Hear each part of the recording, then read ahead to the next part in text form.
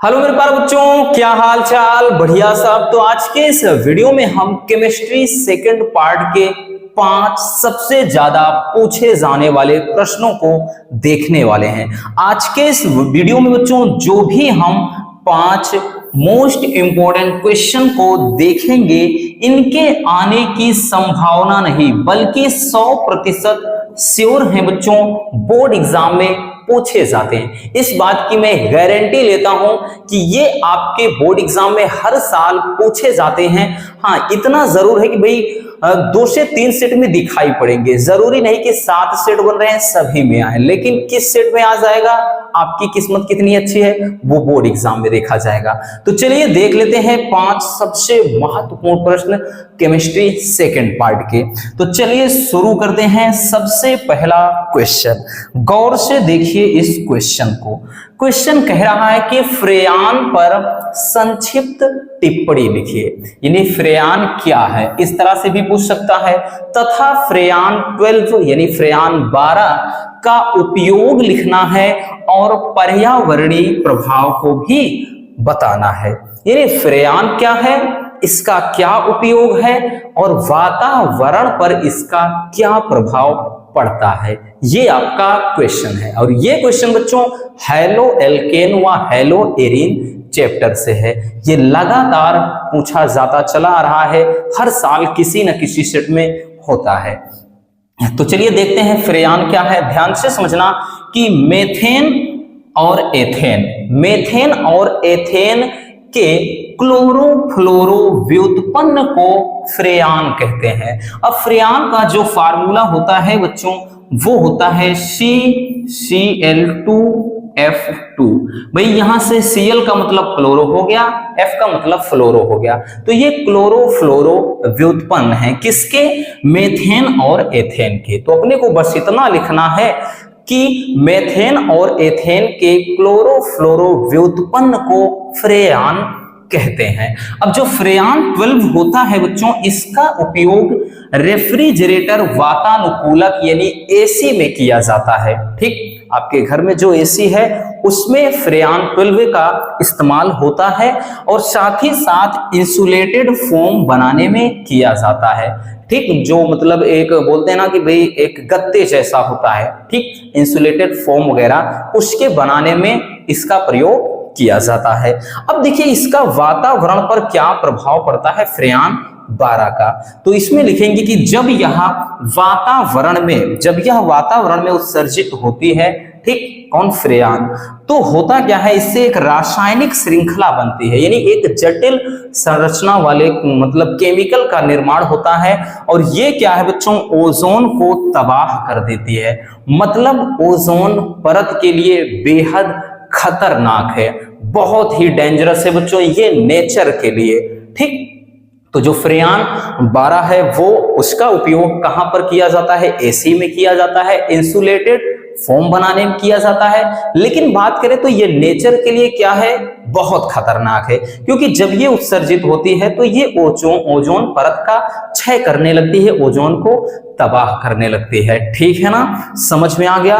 चलिए इसको स्क्रीनशॉट कर लीजिए, फिर चलते हैं अगले क्वेश्चन की तरफ।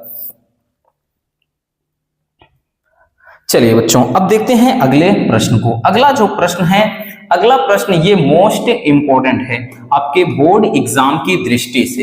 ये काफी ज्यादा इंपॉर्टेंट है बच्चों आपके बोर्ड एग्जाम की दृष्टि से, हर साल पूछा जाने वाला ये भी क्वेश्चन है।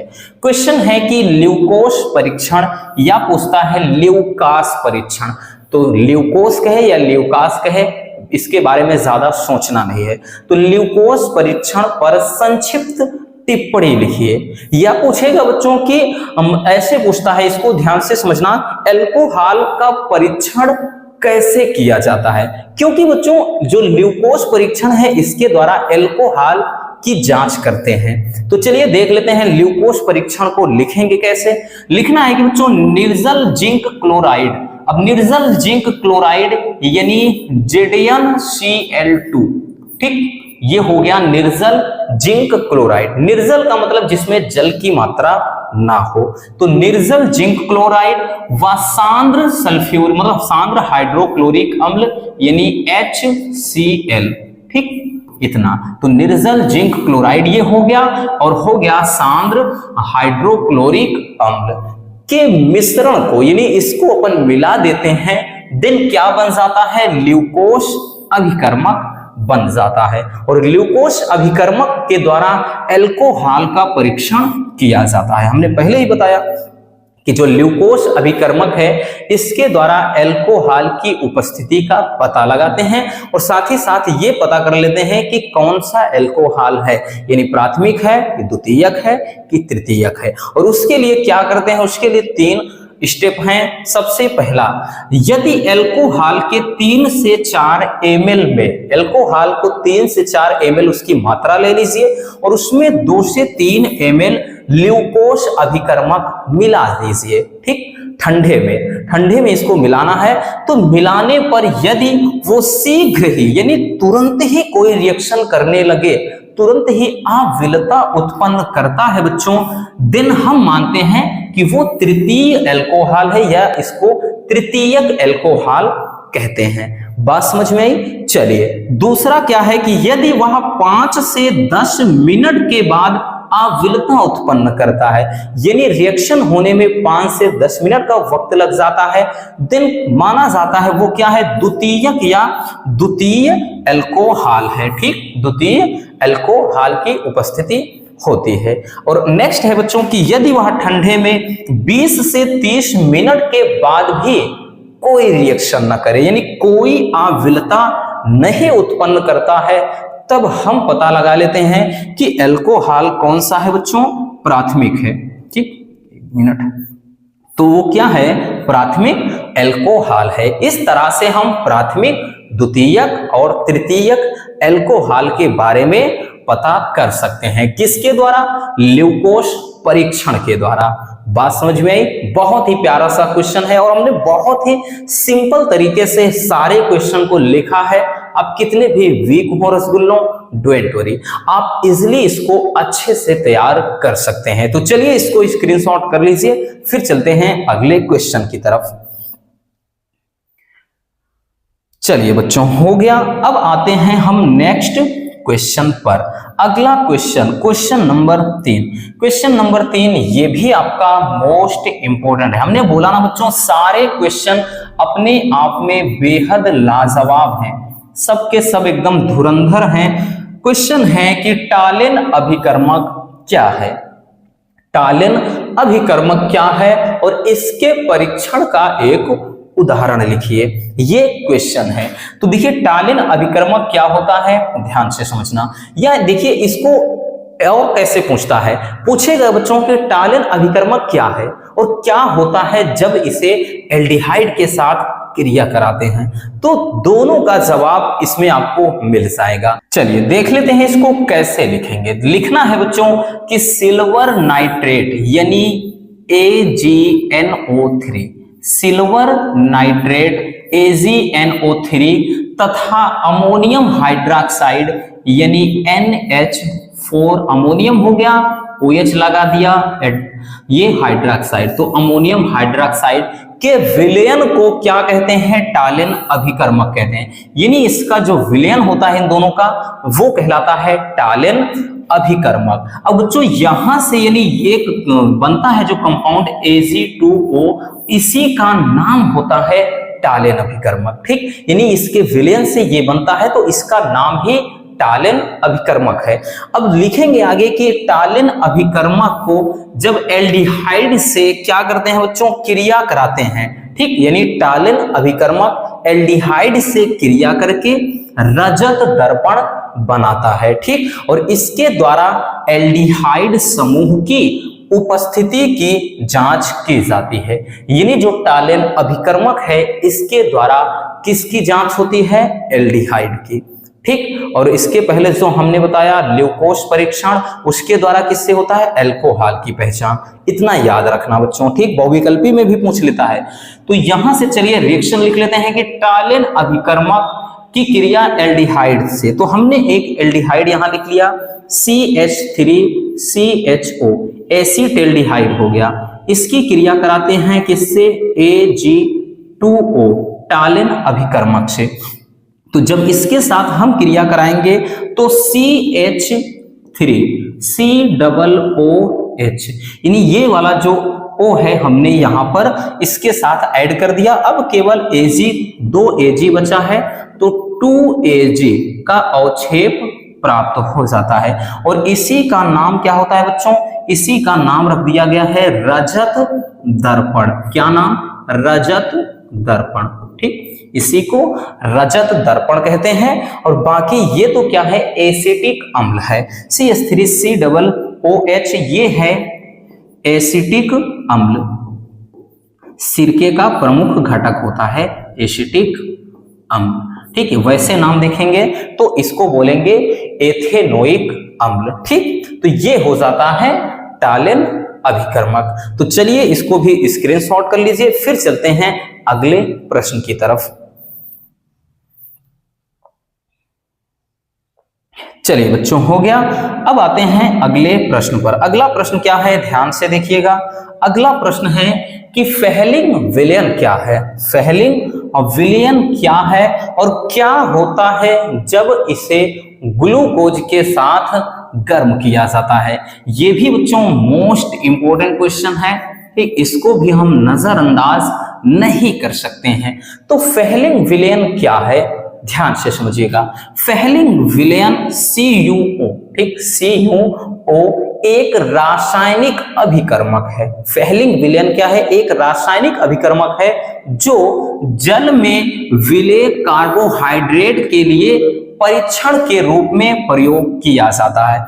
यानी फेहलिंग विलयन के द्वारा भी, या फेहलिंग जो विलयन है बच्चों, इसके द्वारा भी हम क्या करते हैं? कार्बोहाइड्रेट का परीक्षण कर सकते हैं। अब इसमें एक रिएक्शन पूछ लिया है कि क्या होता है जब इसे ग्लूकोज के साथ गर्म करते हैं? तो इसका जवाब है बच्चों कि जब इसे ग्लूकोज के साथ गर्म करते हैं तो ग्लूकोनिक अम्ल बनता है और क्यूप्रस ऑक्साइड का लाल अवक्षेप प्राप्त हो जाता है। चलिए सबसे पहले हम फार्मूला लिख लेते हैं ग्लूकोज का।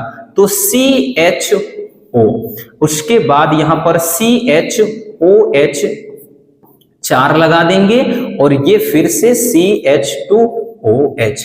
ये बच्चों ग्लूकोज का ही फार्मूला है, देखकर मत घबराइएगा। ये C6H12O6 ही है। इस तरह से हमने इसलिए लिखा है ताकि आपको आसानी से याद हो जाए ग्लूकोनिक अम्ल का फार्मूला। चलिए देखते हैं, क्योंकि देखेंगे अगर H देखिएगा तो भाई 2 1 3H, यहाँ एक 4H और ये 4 गुना 8H, 8 4 12 हाइड्रोजन हो गया।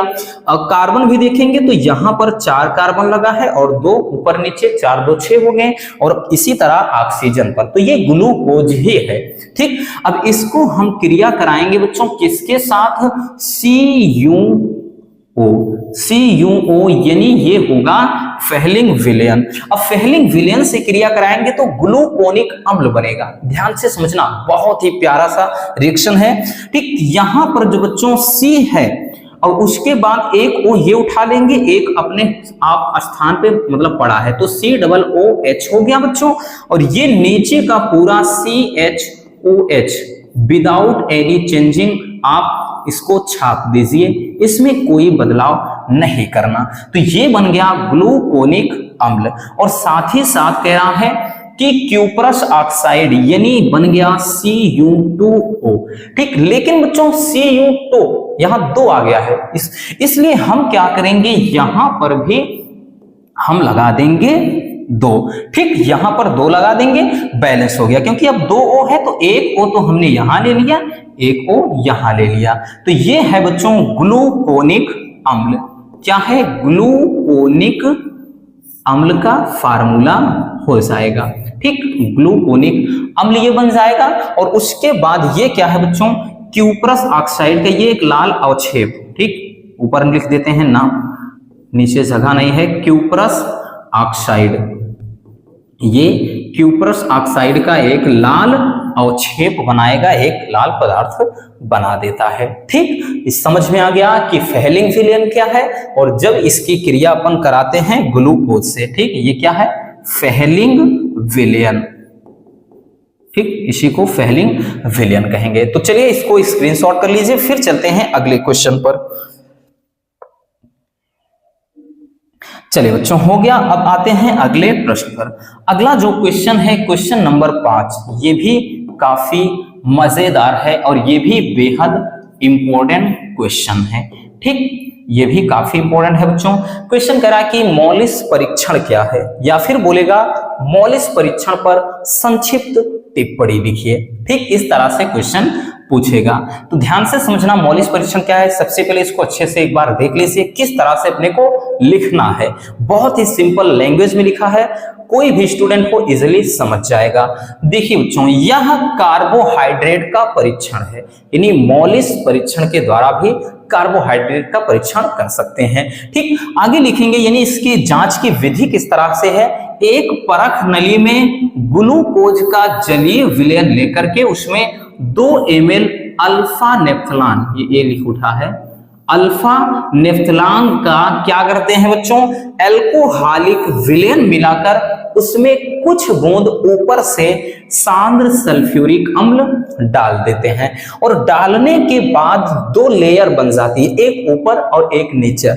ठीक, तो 2 द्रवों के बीच में बच्चों एक बैगनी रंग का वलय यानी एक गोलाकार छल्ला बन जाता है ना, कि मेरे जिगर का छल्ला तू मेरी जान है। ठीक, वो मेरी नाजुक कली, ऐसे कोई गाना था ना, तो एक छल्ला बन जाता है। ठीक, एक गोला बन जाता है। तो इससे बच्चों यह सुनिश्चित हो जाता है कि कार्बोहाइड्रेट की उपस्थिति है, मतलब तब पता चल जाता है कि कार्बोहाइड्रेट है यहाँ पर। ठीक, चलिए देख लेते हैं, इसको थोड़ा समझ लेते हैं। मतलब बच्चों जैसे एक कास्केट है, एक कास्केट है मतलब एक कोई पात्र है। अब यहां पर क्या है, सबसे पहले इसमें अपने को ग्लूकोज का जलीय विलयन लेना है। तो ये मान लेते हैं कि इसमें क्या है, ग्लूकोज का कोई जलीय विलयन है। ठीक, ग्लूकोज का एक जलीय विलयन है बच्चों। फिर उसके बाद 2 ml अल्फा नेफ्थलान नामक केमिकल मिलाते हैं। ठीक, यानी वो एल्कोहल के साथ मिक्स होता है, और साथ ही कुछ बूंद सांद्र सल्फ्यूरिक अम्ल के ऊपर से डाल देते हैं। तो इसको अपन मतलब दर्शा देते हैं यहां से ऊपर।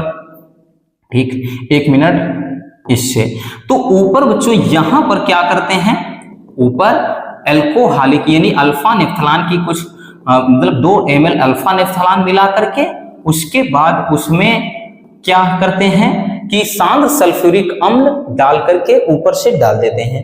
तो बीच में 2 द्रव, क्योंकि एक लेयर ये हो गई, एक लेयर ये हो गई, तो बीच में 2 द्रवों के बीच में एक बैगनी रंग का, मतलब इसमें बच्चों ये यहां पर एक बैगनी रंग का क्या बन जाता है, छल्ला बन जाता है। एक बैगनी रंग का वलय यानी छल्ला बन जाता है। तो इस बात की पुष्टि हो जाती है कि इसमें कार्बोहाइड्रेट उपस्थित है। तो इस तरह से बेहद आसानी से हम क्या करते हैं, कार्बोहाइड्रेट का परीक्षण कर सकते हैं। ठीक, तो ये है बच्चों आज के 5 सबसे ज्यादा पूछे जाने वाले क्वेश्चन। उम्मीद है बच्चों कि सारे क्वेश्चन अच्छे से समझ में आ गए होंगे। तो बस आज के इस वीडियो में इतना ही। मिलते हैं किसी और समझदार वीडियो के साथ। अगर वीडियो पसंद आई हो तो प्यार से एक लाइक और एक प्यारा सा कमेंट जरूर कर देना। Love you, bye bye, take care. और हाँ, इसको स्क्रीनशॉट कर लीजिए।